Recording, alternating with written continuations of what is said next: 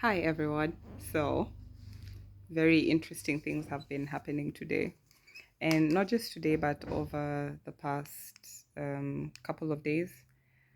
The lighting. So, I'm cold, as you can tell. I am cold, but I am very happy. I'm in Kleve. Kleve, Kleve. I don't know how you pronounce that, but I am in a border city. Would I call it a border city? So, it's like 45 minutes away from the Netherlands. And I am so excited. I came to visit a friend of mine, uh, who's been my friend, like my hold me down when I am going through the trenches friend. And I was going to say she was made aware, but I informed her that I was going through a rough patch. And she was like, girl, where am I picking you up from? Or are you coming? Or like she was like, anything you need. Do you have food? Do you have a ticket? What do you need? Female friends, if there's anything that I've found, if there's a lesson that I've found repeating itself in my life from my teenage years to this time, it's the power of female friends. These are literally my books on her window because we are writing our thesis together. We are struggling and we've decided we're going to power each other up and power each other on and just do the thing. And I think I've had her come in, so I don't want to keep her outside for too long. But I also, I think that's her now. But I also wanted to have a candid conversation. Yeah, that's her for sure. A candid conversation about just life and especially the life lessons that repeat themselves. Like just hearing her makes me so happy. She left for work this morning and I'm just excited. Like I can hear her approaching. So it's okay, come in. Yeah. So anyway, yeah, that's Madaya. She's just come from work. But anyway, the long and short is I feel like there's a lesson that's been repeating itself. Like there are lessons that have been repeating themselves in my life, especially since I chose to do me and focus on me and pay for therapy after the breakup. And I love the live reactions. This is Madaya. Say hi.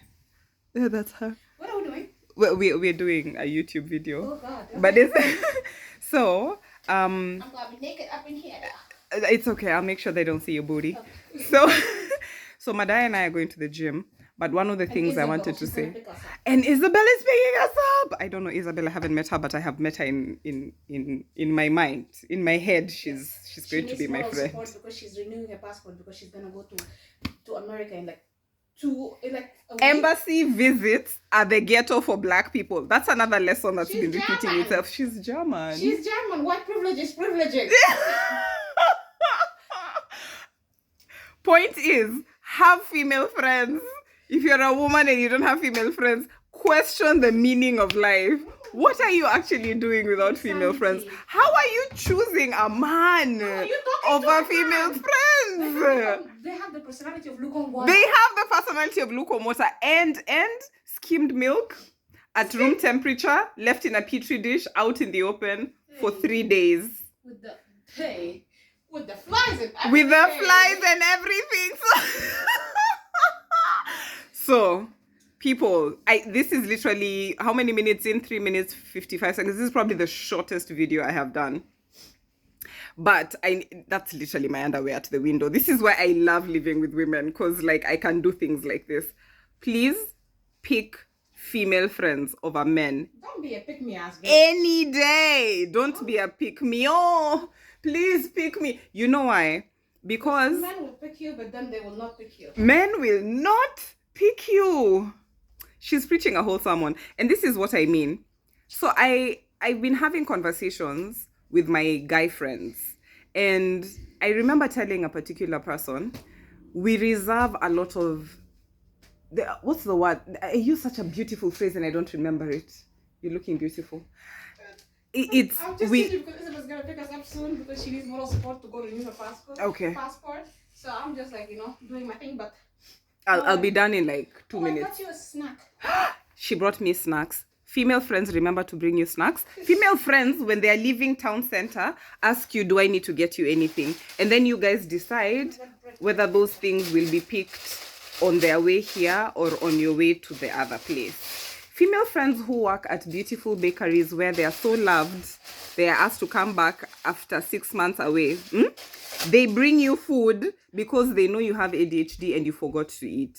Female friends check up on you every few hours because they know you also forget to pee. Look, I cannot stress enough how much you need female friends. It is female friends who go into the delivery room with each other. Ask my BFF Jules. It is female friends who sit with you when you lose your dad. It is female friends who sit with you, in fact, show up for the funeral when you lose your grandfather. No opinion, and they travel to the village. No opinion. They don't have any. They can't relate.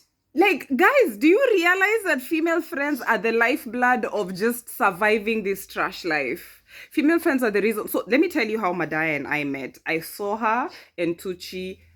Like, they swam, they levitated. No, they were not levitating. I want my mom to react. They floated into the room at a class trip. And I was like, dark black women. Well, Tucci is not dark. But black women. Light skin, but she's not. But she's not light skin. She has tint. She still has some melanin. She's still one of us. But she's still one of us through and through. Because, for instance, we went to her house for a sleepover. It was supposed to be like 2 nights. We stayed a week. We slept on the same sofa bed. 5 women. And we were dating trash ass men at the moment. We were dating trashy people. Making us so fucking feel so bad staying with Tucci as if we were like cheating on them for some fucking reason. Tucci could see our stupidity. She did not judge us. She just hinted. Tucci is married. Tucci is happy. But she still picked girlfriends. Are you listening to me? She's married, and that is why now that she's graduating on the 25th. Yes, please come. This is Madaya. Sorry. No, do not apologize ever. Let me wear something. Okay. Now that not my ass knocking things out. Oh no, thank God the cup is empty. Now that our friend is graduating, even though I have fallen behind, I am so happy for her. I have no room for envy. I have fallen behind. You know, you're even with after us. You're not the class with Toshi. I am the class with Toshi. Oh, have I told you I'm on medical leave because of my mental health? Go. Look at me telling you now. And she's not surprised and she's not judging. She's like, Madaya literally told me, if you do not come to my house, I will collect you. And I knew that wasn't just a story. It's a threat. Madaya will show up at your doorstep. Oh, where did you say you? And then you jokingly drop your pin. Or you even take a picture and she catches your location. And my life is on the internet. Baby. She was going to get on a train to come and pick me up from Berlin. So whenever I hear these men, there's a particular man I'm aiming at here, who are like, oh, but you know, you're scattering all your support everywhere. And I'm like, you don't know my women.